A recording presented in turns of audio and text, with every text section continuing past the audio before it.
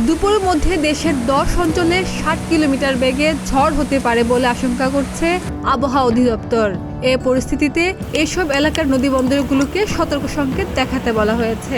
রবিবার ভোর 5টা থেকে দুপুর 1টা পর্যন্ত দেশের অভ্যন্তরীণ নদীবন্দরের জন্য দেওয়া পূর্বাভাসে এ তথ্য জানানো হয়েছে।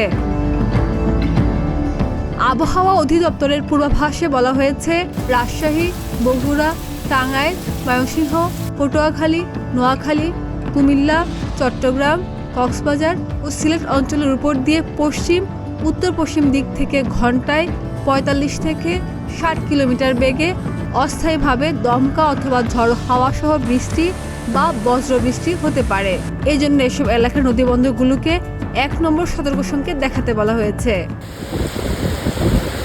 খাদিজা নিপা, প্রতিদিনের বাংলাদেশ।